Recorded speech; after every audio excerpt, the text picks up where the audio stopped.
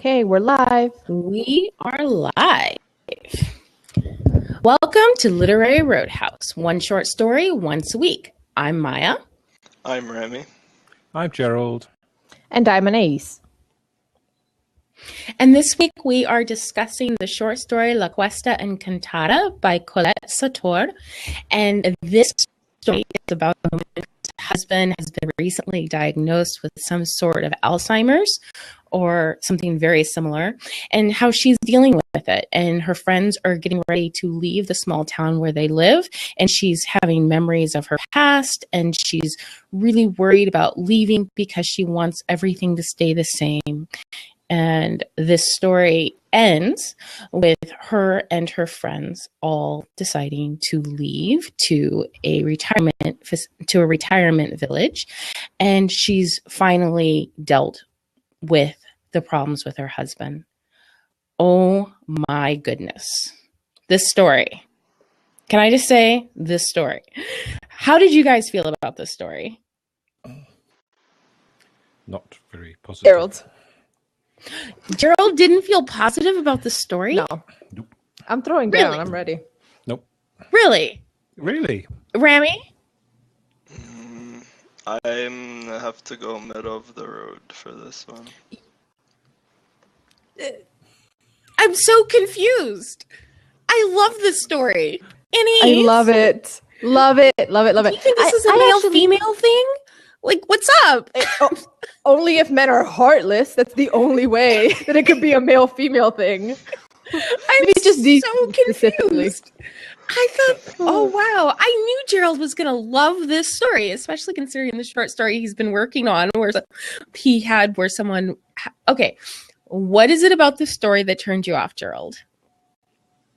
There was no light and shade. It was dreary. It was monodimensional. It was competently written, but nothing more. There were a couple of pretty bits, but nothing more than that. And they all lived happily ever after, sort of thing at the end. And I just thought, meh. There needs to be a way to smack a co-host through lab. I know. There is no happily ever after. This is competent. This is masterful. What? Oh, the husband is going to go to a care facility. She's going with her friends to go knit and be bored for the rest of her life. And the note that she was looking for, the note that expressed his undying love for her, she didn't freaking find it. Like, on what planet is that all lives happily ever after? Guys, the last two sentences of that note, I went into the ugly cry with real tears, and I was sobbing uncontrollably. And Adam didn't know what was happening, and he came over to me and just hugged me. Wow. Yes, this story totally made me choke on multiple occasions, and finally at the end it just broke. Yep. Jeez. And Rammy's looking so confused at us. Oh, I mean, I can see how it can tug on the heartstrings. Yeah. If you're just softy, crikey. If it wasn't as long.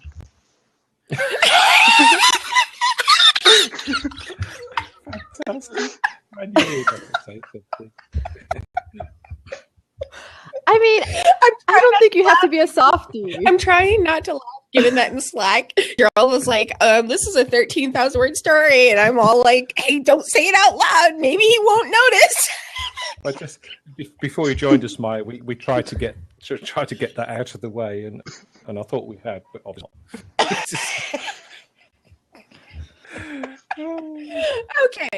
Okay. I'll admit there were parts of the story where I was like, okay, this story is getting a little long, but I know, Anais, I gotta throw them a bone. I gotta throw them a little bit of a bone here. Bear with me, okay, Annie? No. Bear with me.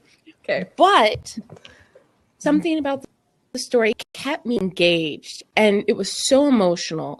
And I knew there was this level of foreshadowing. A lot of times foreshadowing, when it's done, you know what's going to happen and it makes you stop caring. But this foreshadowing just filled me with so much painful dread. And I was just by the end, I knew when he was searching through those drawers, he was looking for a note. I knew it. And just knowing that wasn't found and knowing the contents of the note just broke my absolute heart. And there was something that I appreciated about the story because it was written about older women, and these voices felt so real to me. It felt like the women that my mom and her sisters and her friends, it sounded like their voices. And I appreciated hearing that voice in this story. I appreciated seeing their friendship through the years, through decades and decades of friendship.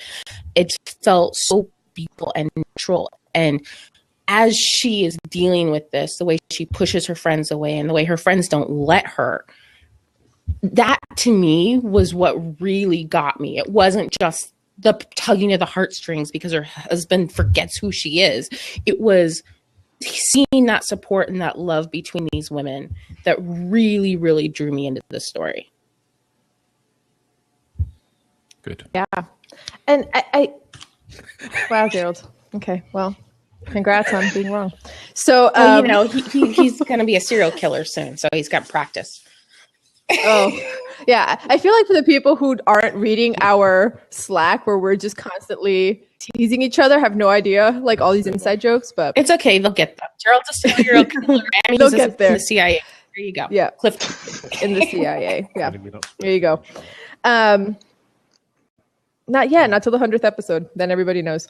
So anyway, so I really like the framing device as well, because in the way that Owen's memories were jumping around, the story was jumping around through like 4 plot lines. So there was the whole ordinance thing, moving to the Laguna Beach retirement home. There was the whole story about Hank, which followed on nicely from the breeding and pet store thing that they had going on. And then there was the whole thing when they went up to the Hearst Castle and what happened to Irene and everything like that. So, but the way that she jumped between those scenes to me was so masterful, because it was like, just as this scene was, it hit the emotional note that it needed to hit, and then it would switch. And then just having those 3 little dots, so you switched, so without having to do like some like fancy transition, was just so simple and just like perfect. Like, okay, we're jumping again. And I really like that. I like the way that the storytelling jumped through different memories as well. Yeah, I seemed especially appropriate given that the emphasis for the story deals with memory. Right. And the way it jumped is very much the way your memory would jump. Like I recently had the experience of driving through an area that I grew up driving through. And as I was driving, I had all these memories of all these other times that I'd been in this place, this time that I saw this cliff, this time that I saw this tree, this time I was parked on this hill. And I think that that's naturally how us humans work. And it was really well done in the story. I think flashbacks a lot of times are done badly. But in this case, they didn't bother me. I enjoyed them. Just to let you know, I'm listening. And the politely. boys are still sitting. I'm disagreeing with everything you're saying. Hey, Gerald, I gave your Hemingway a chance. Yeah, I was nice. Even during the first Hemingway story, I was nice. Nice. It's competently written. Why do you keep saying that? Like, I feel like most of my notes that I have in the margins are like things that I want to learn to do. Like, there were so many things that she did with language and sentences that was so simple. There were some transitions and some metaphors that were just like beautiful, that I was like, I had notes like, study this, like it's an MFA program. Like, I thought it was really instructive in how to write well. Yeah, I felt the same way. Okay, Gerald, we've got to figure this out. Because there's something that we're seeing that you're not seeing, that you're seeing that we're not seeing. And it seems like I'm wondering if this is on gender lines. I really am wondering if there's something about the way the story is written that lends itself more to a female reader. Because I just find it like there was something that felt very honest about the female relationships, and the men in the story are not necessarily portrayed as deeply as the women in the story. So Owen, his love is portrayed, but who he is as a person, it's kind of sketched out. It's not as deep because that's not really the point, and also because he's losing his personality, so it wouldn't be. Hank really wasn't really deeply drawn. And so I'm wondering if maybe that might be some of it. So I got a question for both of you. At what point when you were reading did you like think, I don't care for this story? I'm just looking. I would guess by about halfway through. It just Halfway? Yeah, because it just felt like it wasn't really getting anywhere for me. It was, I don't know. Was it when they were going to the castle? When they were going to Hearst Castle? It's not particularly then. It's just, I think about halfway through was the point at which I started checking how far there was to go before I'd finished the thing, and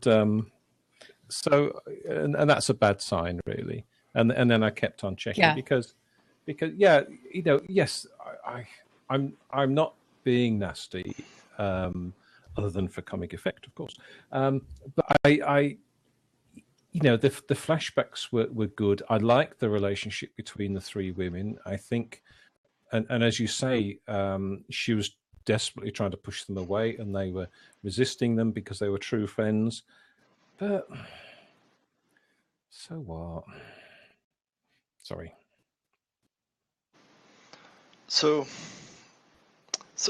what you mentioned about the male characters not really being fully fleshed out, that didn't even stand out to me like it did for you in last week's story with Ernest Hemingway. But I'm trying to think what you said about the transitions, like even with those three dots indicating that it was sort of like a new scene, I guess you could say, I still felt like it didn't flow that well. But then I'm thinking to myself, okay, so if you did want to indicate a change of scene, like how would you do it? And I guess that works. But I think so. Yeah, it's like I feel like it's several short stories like combined into one, something like that. Maybe I don't know. I wonder what happened then. Both Maya and Anais both left at the same time. I thought, wow.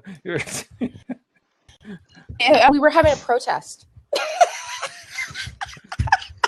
I'm sorry, I don't like it.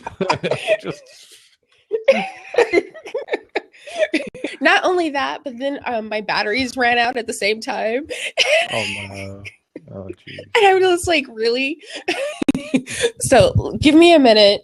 I'm gonna put new batteries in this. Let Anais try to get in here. Oh man, today's episode is a total shit show, isn't it?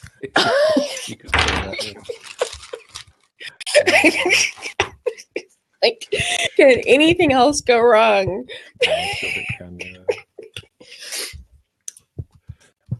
Okay, come on, get in there.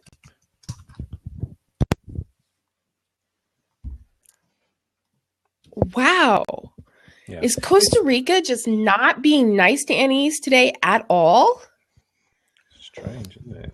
It's almost as bad as Venezuela's internet. Crikey. Yeah, okay. It's fine. I don't think it's. Slowed. Okay. Yeah, it's not. I don't mind stories that are based around females. We've read a number of them, and I'm quite happy to read. Quite happy. That sounds very condescending. No, I enjoy a lot of a lot of stories that are about women. So it's not. No, I don't think it's that the stories are about women. I'm just wondering if the way the men are drawn is turning you off.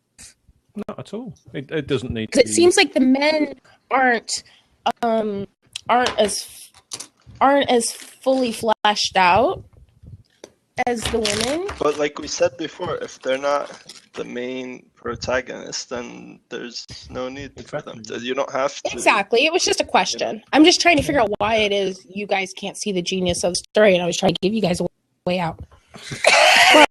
No, but that would have been a very sexist way out. Well, I was trying. Well, I also think, because we've discovered this before, that when you read a story makes a difference. Gerald, Rammy, were you guys hungry? Were you sleepy?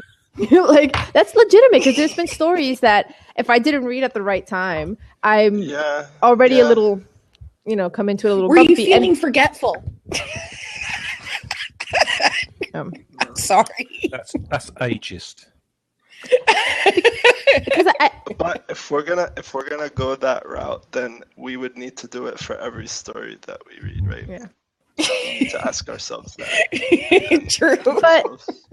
But I think in this story, more so than others, it does a little bit of emotional attention. Like, you have to be willing to let the story make you care about these people's loss. So the reason I'm crying is because, I mean, I have all these notes where I'm like feeling choked up, sad faces in the margins, because I let the story make me mourn the loss as it's happening. Like, she's losing her husband, he's losing his identity, like, and she's seeing a future that she's going to have it's difficult. And not only that, but she feels like her life has been a series of defeats, and this is one more. So all of that, if you don't want to care because the characters are fictional and it's not your story and it's not people it's very easy not to care. Like, it depends on how, I think it's emotionally porous.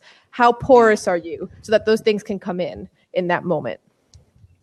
No, I think, we have read enough stories on here to show that we're emotionally porous, that we're affected by stories in all sorts of ways. I'm just wondering. I agree.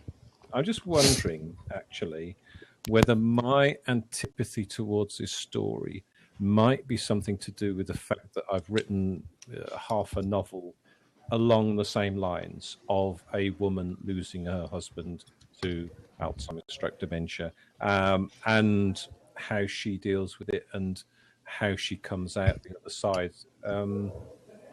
Maybe that's it, because it's I don't know. That's the only thing I can think of. Because I'm sitting here, I'm thinking, what was it about this story that allowed me to get sucked in?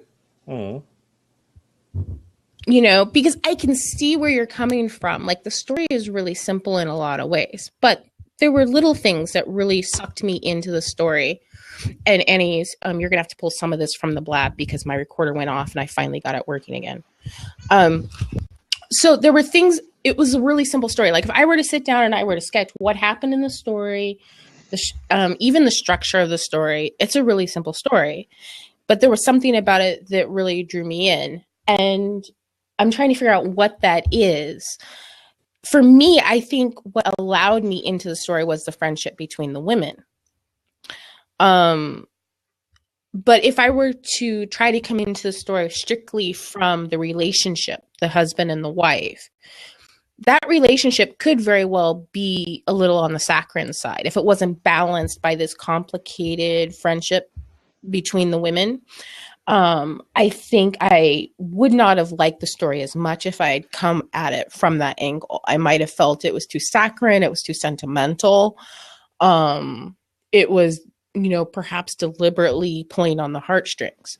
And so I'm wondering if maybe that's why there's such a stark divide. Maybe. I mean, Rammy doesn't feel as strongly against it as I do. Can you tell that just by reading my face? You're really good.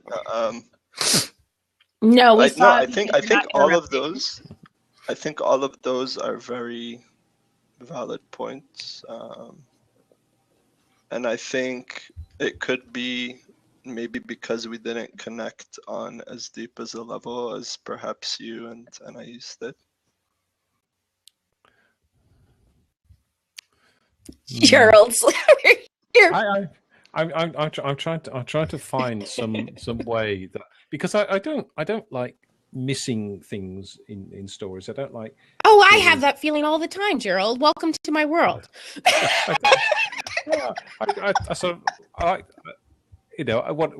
One of the things I like about these discussions is that sometimes you come into the discussion with a thought process and you think, oh, I hadn't thought of that, I hadn't seen that, and that's great to understand what other people see in something that you don't. But I don't. Don't know. And I feel exactly the flip. I'm sitting here, I'm like, maybe I was so caught up in these relationships between these women and how the story was emotionally making me feel. Maybe there are serious faults in the story that I'm completely overlooking. No, I don't think there's any. No, that's what I don't dislike it. I didn't see like serious fault, but it's just it was just average for me. I think I think that's and I think I'm disappointed because I think there could have been more made of it, It's already 13,000 words, Gerald. Yeah, I mean, it needs a serious edit, but I think I don't know, because there's not much interaction between her and her husband, other than him wandering around and annoying her.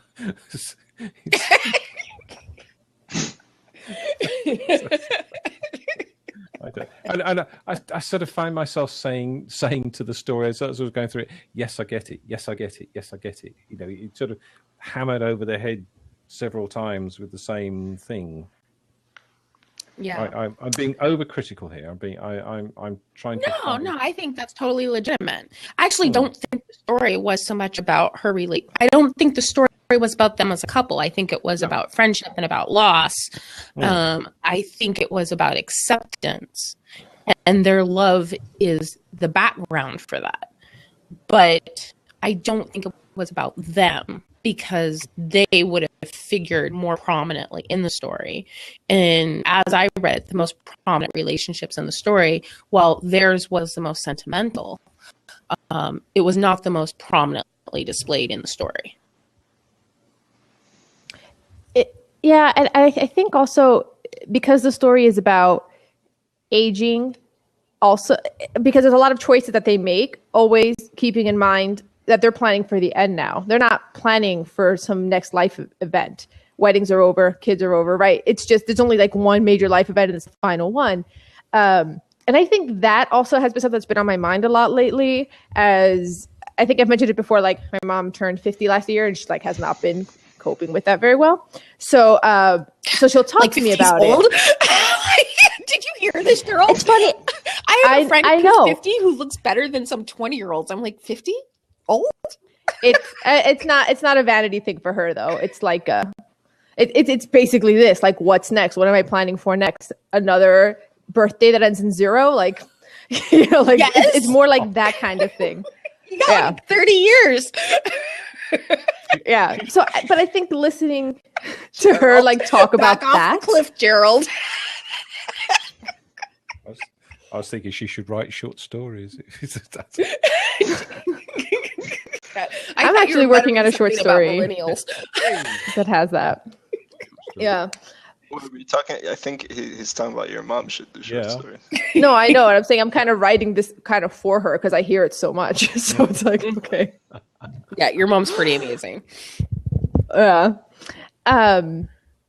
So I think maybe also just because I, in my personal life, have been kind of talking about this and wrestling with this through my mom, I'm also in a place where, like, anytime this comes up, it's got me hooked already. So it might also have to do with that, just like where you are in your life about thinking about this. Yeah, because you're getting ready to get married, and you know you're committing yourself to wiping his diapers if he were to ever get sick. I know. I told my son, I was like, "Are you going to take care of me when I'm old?" And he says, yeah. I'm like, "Oh, you're going to feed me and change my diaper?" He's like, "No." Like, what? You're just going to put me in a home? He's like, "Well, I'll make sure that you have really hot nurses." I'm like, "Okay." He's got my back. That's what daughters are for. Your daughter would say yes. No, she wouldn't need it either.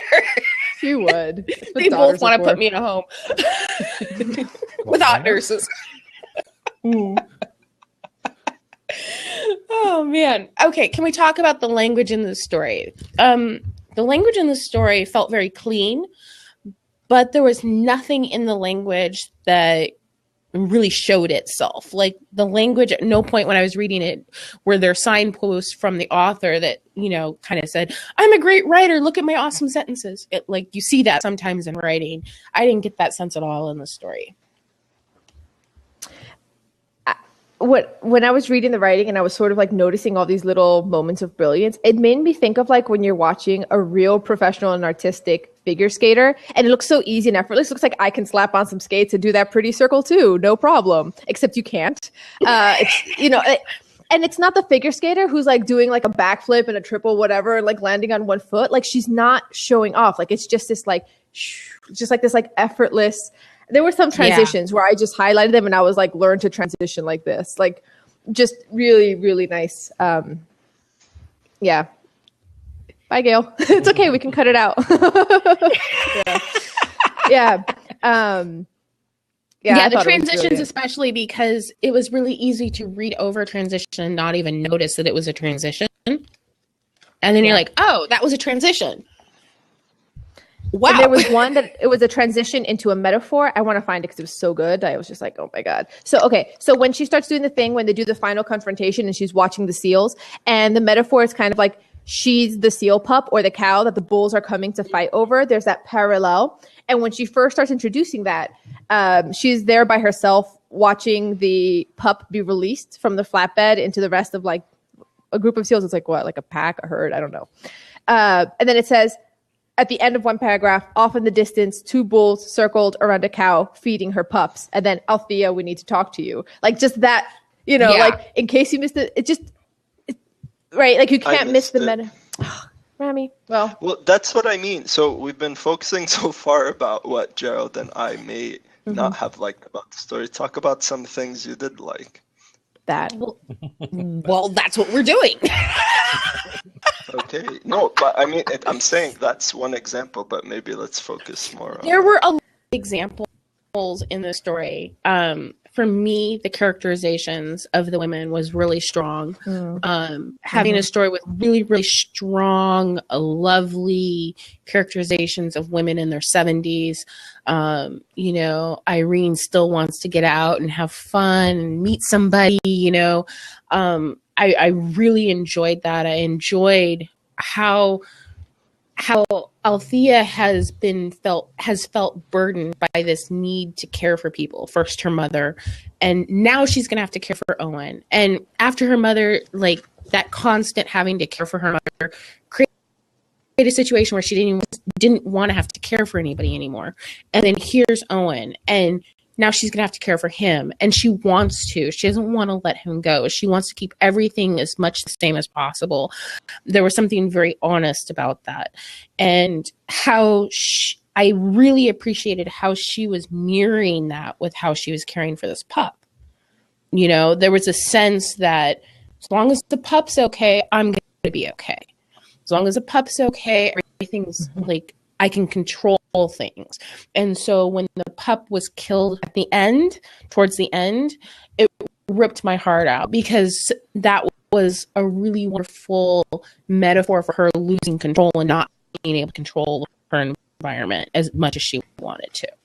Some of the things that I just appreciated, I appreciated the metaphor, I appreciated the resonance between various parts of the story, how they reflected each other, and I appreciated the relationships between these older women.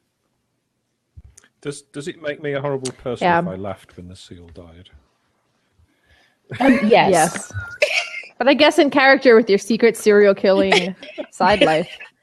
Well, yeah, she's cared for this puppy, and I get the, you know, she's a carer. She cared for her mother. She's going to be caring for her. Why would you laugh when the seal died? That makes... I think it's hilarious. You heartless cat. So cool. Yeah. He's over there snickering. Yeah. I also liked the like we all know from the beginning why Althea really got in the way of Hank and Irene, but she doesn't admit it to herself until like 2 or 3 pages from the end. Like there's this slow like, oh, maybe I should have some blame for that. Well, maybe I didn't do it for the best reasons. Then it's like, okay, maybe I deserve this because I have because she had a seedling of satisfaction planted deep within her belly. Now Irene was stuck here, just like Althea. Like, Yeah. and that is so female friendship to me, which I know is a horrible thing to say. Like there's a lot of love, a lot of support, and they will. But that happens. They will cut you. Yeah.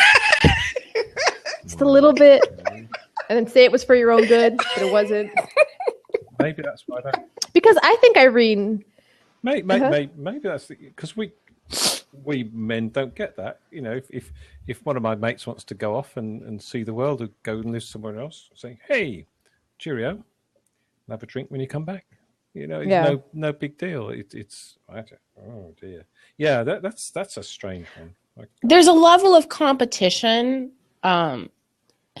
between them, you know, between Irene and Althea, starting from when they're young. Like Althea never always feels like Irene takes a spotlight. And there's a level of satisfaction when she's the one that gets married and Irene hasn't found anybody yet. And then when she finds somebody and he's this rich guy who's going to buy a mansion, I mean, there's jealousy there. But they're still friends. And I think that is what I like, because that I've seen. I've seen that. You've seen that, Anais. Like, And I think you do see it more with slightly older generations or with women who are raised in cultures that are a little bit more sexist, or a little more misogynistic, because this only really seems to happen when it comes time to your opportunities and your validation as it's related to the guy that you're with helping you get there. So it's the idea that, oh, she can now marry a guy who's going to help her move to like this fancy mansion because they didn't have the power to do it themselves. And a little bit of that comes up, like a little bit comes up of the story of that sense of like, because I know, you know, they're more like career oriented or professional. I think the support tends to become a little more genuine because you don't feel as threatened by it. It's like, oh, I'm great in my career, you're great in your career, it's fine. But I think when it's something like this where it's like you have to like find someone else to take you where you want to go, and then you feel like someone else is going to get it just because for whatever reason, like they lucked into it or something. You're like, oh, he's not so perfect. You can't, like Althea can't resist that. So I do think it's a little bit of like how, you know, the ways that and this is like studied in like feminist literature, the way that like patriarchal thinking makes women compete. So I think it's no coincidence that it's around relationships specifically, because they're not competing about their knitting skills or their cooking skills or anything like that. There's also a fear of being left behind. That's really strong. So even if you take away the feminist aspects, which are definitely there and very strong, and you just look at it, you know, as far as being left behind, being left alone, you know, Althea is afraid that her friends are going to leave and then she's going to be there by herself. Althea is afraid if she leaves, then Owen's going to get worse and then essentially she's going to be alone. Althea is afraid that if Irene gets this big mansion on the hill, then she's going to be above them and she's going to owe them, which again is a version of being left alone. I think that there's a lot of fear in Althea of being alone, and she's grasping to keep that feeling at bay, really. And so, I mean, you can look at their competition in two ways, but I will say, I mean, even now, even with the change, there's still that competition. You know, I remember the minute my daughter hit third grade girls, man, the boys, like, I'd say, who's your friend? I don't know. How do you not know your friend's name? Well, we just play. Meanwhile, my daughter, the exact same age, is dealing with, I'm upset because my friend said that if I'm her friend, then I can't be this girl's friend. Girl drama is real. And it doesn't necessarily go away despite how old you are. And it doesn't mean that you're not friends. It's like this weird gray area of female friendships. And I feel like it was really, really well portrayed in the story. Yeah. Maybe that's another thing. Maybe that's another thing where it is such a strongly female orientated story that it misses the mark with male readers, because we don't know that, we don't get that, we don't have those issues. You read this and you're like, why are these women acting like this? Well, sort of, yeah. You know, I get that they're friends, but yeah, we don't know anything about the sort of the jealousy and the falling out, and I've heard it that, you know, girls at school, they fall out, they become worst enemies, then the next day they're best friends, and then they're worst enemies again, and all that sort of stuff. So I've heard that, but I would hope that you outgrow it eventually, that you're not still doing it at 17 years old. Yeah, I'd have thought. So maybe that's it. Maybe there's too strong a connection with the life of a woman that you know it just misses. Who knows? It makes it harder, especially to understand it and really embrace it on an emotional level. Yeah, I you know, it just had I had very little connection with the story at all, which is fairly unusual, I think. Yeah, that is unusual for you. Whereas if Owen had perhaps been more carefully drawn, you could have had an in through Owen. Yeah, and you know, an into their relationship. Yeah, this female to female relationship. It's maybe I don't feel excluded, but I feel that I don't understand it, and I don't pick up the nuances like women readers would, maybe. Yeah, I was gonna say, I think it's more than just, it's mainly about the life of a woman. It's not because of the life of the woman. It's because it's specifically touching upon the way that certain expectations of women limit her life. Like throughout the whole story, like what she can and can't do, what her duties are and her responsibilities, and how that affects her happiness or, you know, or stops her from her goals. I feel like that's something that men can get conceptually, of course, like they can read about it and get woke to it, right? But I think as a woman, you feel that wound more so. And if this had been a story about a woman who was like totally like the boss of her life and totally free and running around and traveling and never felt limited, never said stuff like Irene, who was like, oh, I don't want to travel with him until we're married. Women shouldn't travel with guys until they're married. Like if it's not that kind of woman, if it's a more like equal footing, I think that it wouldn't matter, right? Because then it's a more stereotypically, like, I don't want to say masculine role, because it's not that it's masculine, it's just that it's free and something that I think men might get a little bit more. And talking about that kind of like common woman wound, that scene where Irene is attacked when they're at the castle, and then she comes down and she says she just fell. Yeah. And then halfway down the hill, she says, don't tell. You don't need to say what it is. All she says is don't tell. And it's like Althea could see from Beatrice's confused expression that she wasn't sure either what they were supposed to tell. But it was something shameful, something no girl deserved, even one as spoiled and willful as Irene. And I feel like it was very subtle. All men know what happened, or most men know what happened. Like, it's not like they think she really fell down the hill reading this. Like, I'm sure Gerald and Rammy understand, but I think as a woman, Gerald, you understand that scene, right? Yeah. Okay, just checking. Yeah.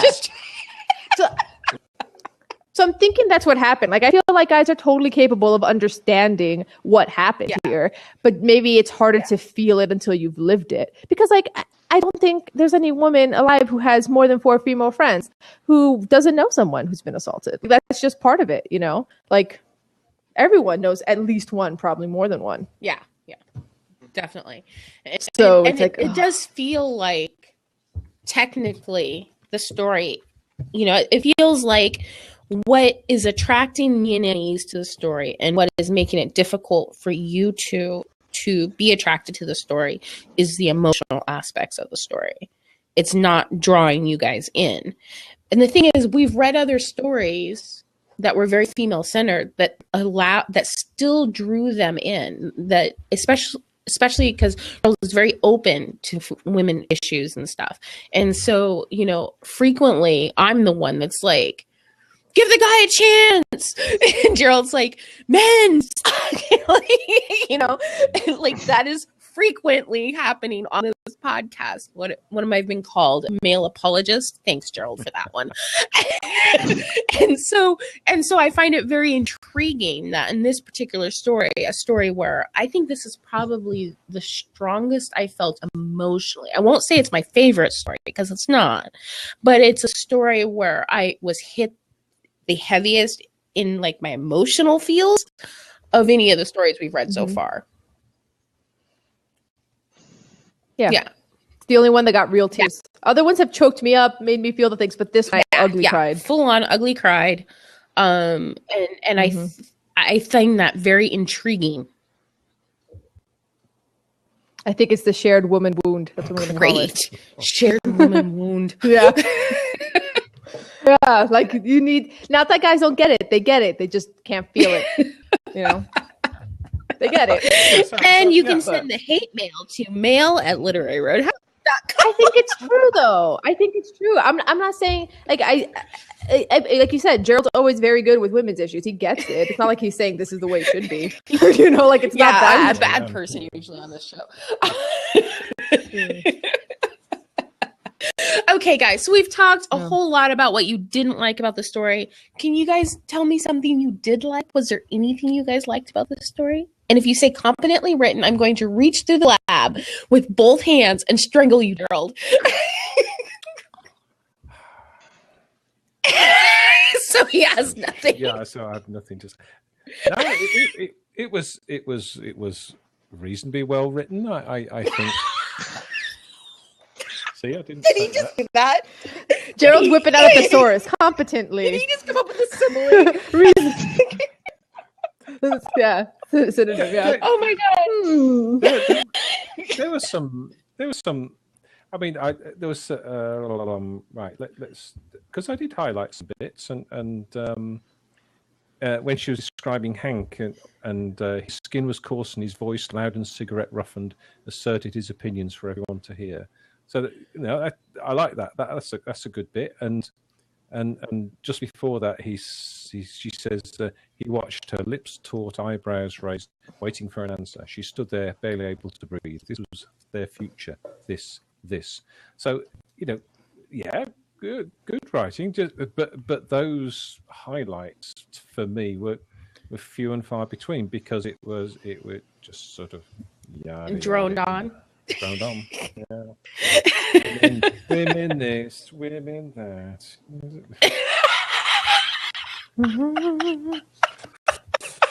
Regular Gerald, I love you more and more each week.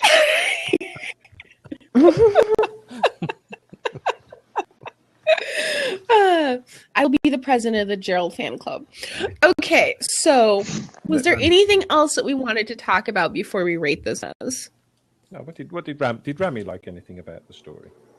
Well, I think just hearing Anais and Maya point out some things that I may have missed, I that's why I wanted to know. I was curious for that reason. I think maybe my expectation going in was that it would talk more about the relationship between the woman and the husband, but it did turn out to be more about the friends and that whole sort of thing.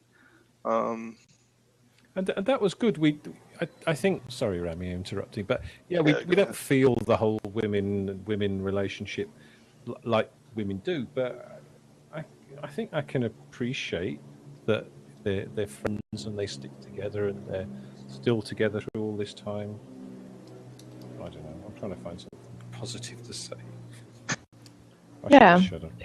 But no, but that's what I keep going back to. Like, I feel like it's kind of like with since now like we talk a lot about like race issues or gender issues or queer issues, like you can understand it and you can be an ally, but if you're not of that group, you're not going to feel it the same way. And I think a little bit of what this is like, it sounds like Gerald's like, I get it, I'm an ally, this is true, but I didn't cry. I think, and I think there would be a way of reaching out to male readers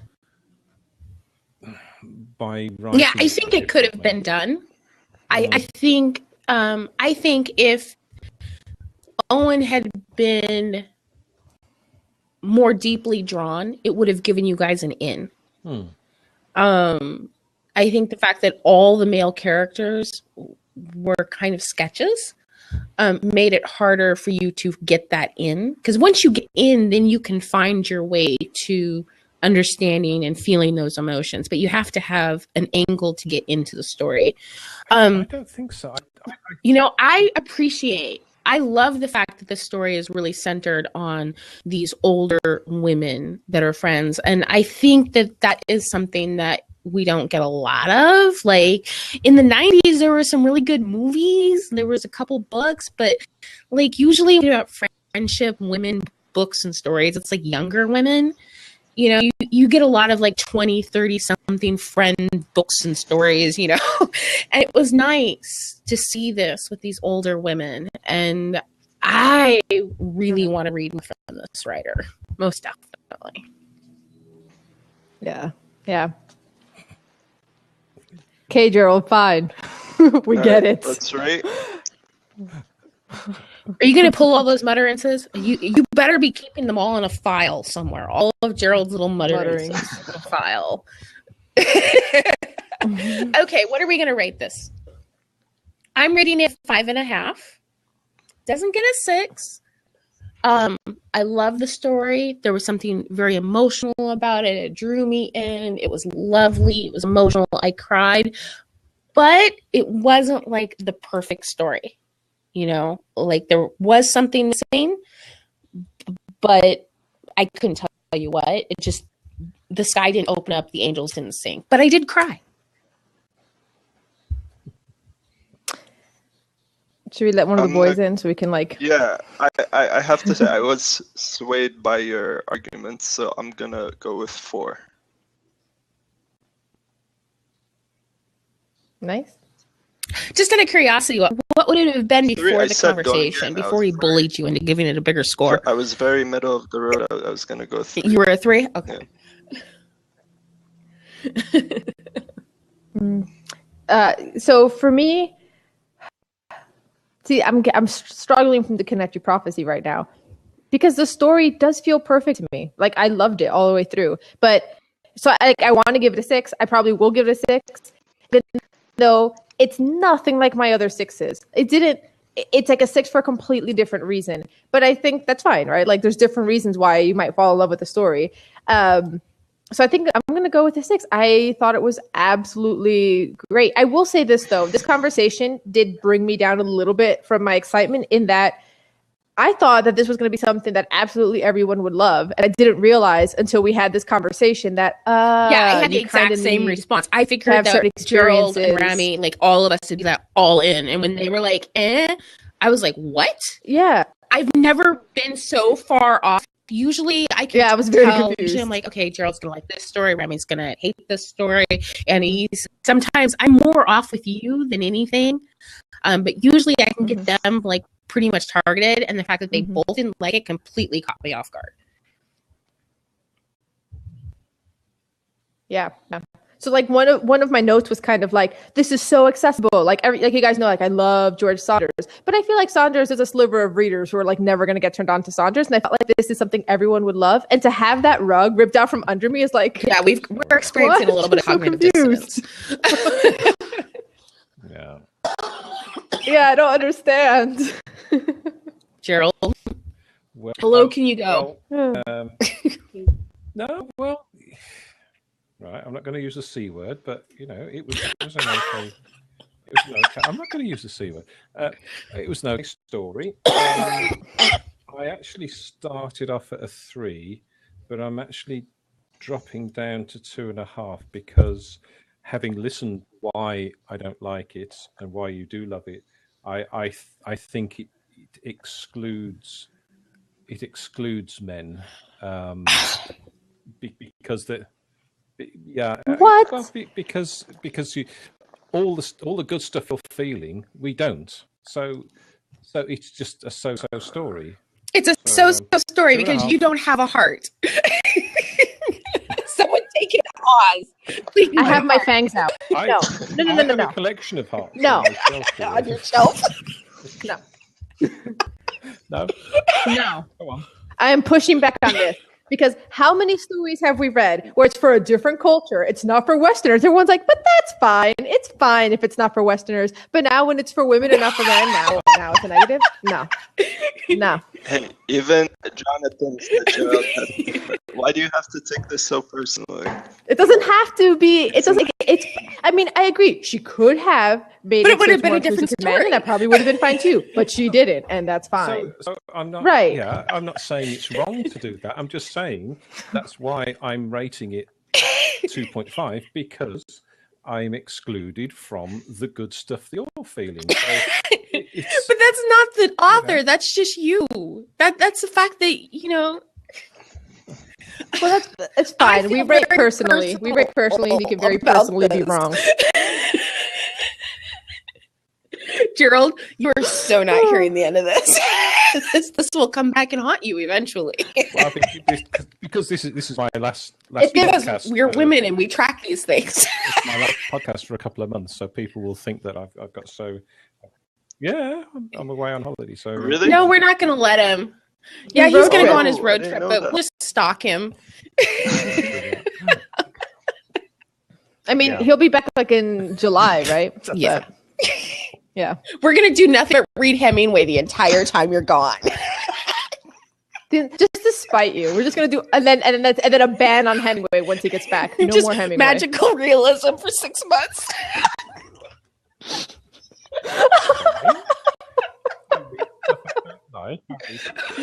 Oh. All right. Okay. Let's. I'm sorry, I'm laughing so hard. We're gonna have to do the game. We're probably gonna have to postpone the Bradbury challenge because I don't think we're gonna have time to record now. So, what stories are we submitting for next week? I just. What did you do? I'll go through what I submitted last week, which is What Splits Us by Mark Farrington, again from Carve.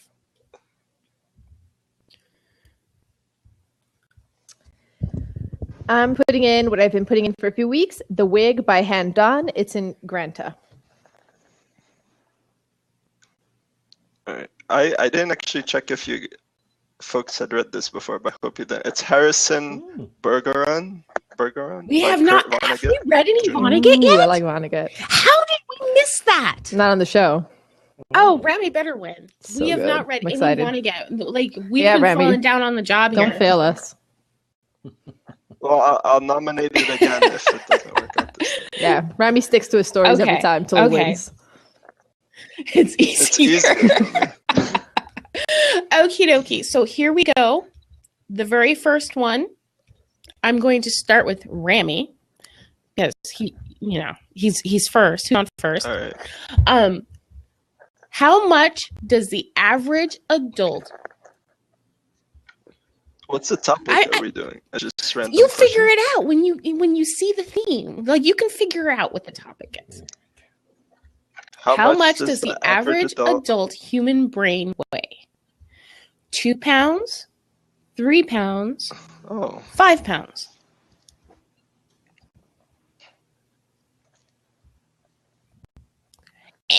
Three 5. pounds. 3. Jonathan got it in the comment section. That was great. Jonathan, do not help Ramy just because you want to that's read not allowed. No, I was thinking about the skull, so that's my fault. Actually, it'd be kind of funny if listeners brain is helped the story they wanted. Like they were like just cheating. Okay. How many thoughts does the average person have each day? 50,000? 70,000? 90,000? Who's this for? Anais, I'm sorry. 90,000. No, 70,000. I know. You must have been thinking about male brains because I heard 20,000 is a lot of just women's butts. I don't think it would reach that many. Jonathan, I said English or American. I'm sure he meant me or Gerald. Maybe he meant which kind of brain. I love it. Okay. At approximately what age does the brain stop growing? Gerald, your options are 18, 22, 30. 18. Finally, someone got something right. Good job, Gerald. Yeah. Really? No. I thought it was in the 20s. No. The frontal lobe I thought continues to develop, but it doesn't physically grow. Yeah. We're still idiots, but our brain is the same size. I can say that as a mother of teenagers who's really enjoying watching the frontal lobes develop. Rammy? Okay. Yes. How much did Albert Einstein's brain weigh? 2.71 pounds, 3.52 pounds, 4 pounds. His brain was smaller. One. It's 2.71 pounds. Yep. Okay. We got What a two more brain, questions. that Einstein. Anais, this is an open-ended question. There's no multiple choice on this question. So, dig deep. Dig deep. You can get this. What is the longest living cell in your body?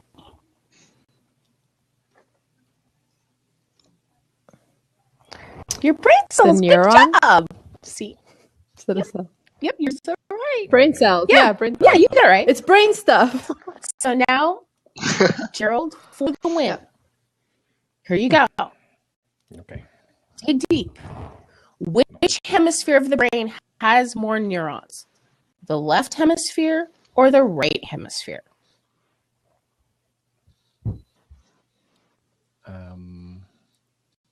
Left.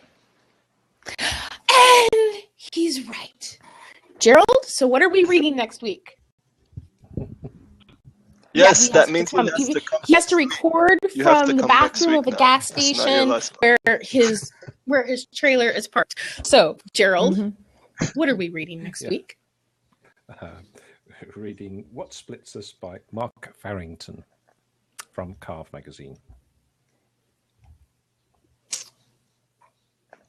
Okay, but before you go, let us know how many tears you spilled when reading the story at literaryroadhouse.com, and the unit of measurement is in buckets. Also, we just passed a new ordinance that only authentic listeners like you may review us on iTunes, Stitcher, or Spreaker. And when you're done, move in with us at our utopian literary podcast community, where you'll enjoy activities such as listening to the Literary Roadhouse Book Club, the Bradbury Challenge, and competing in tournaments of Bridge and Gin Rummy. And as always, share this podcast with your friends. Until next time. And I'm going to put an announcement in here story that you can cut in and put it wherever you want. What am I going to say? Yeah, Patreon. And that's what I was going to Patreon. Our regular listeners may have noticed that the episodes have been not exactly being published every Monday and Wednesday evening. This is because Anais and myself are hugely burdened by the 60 hours a month of audio editing, and we need your help so we can have our lives back. Our goal is to be able to hire an audio engineer so that the episodes will be out timely and with even better audio quality, and maybe even allow us to add additional shows. If you love the Literary Roadhouse and everything that we stand for and all of our shows, please visit our Patreon campaign at patreon.com/Literary Roadhouse. You can also visit our website, www.literaryroadhouse.com. Okay, thanks. Every bit helps. Yeah, and you can just... I'm going to pause recording.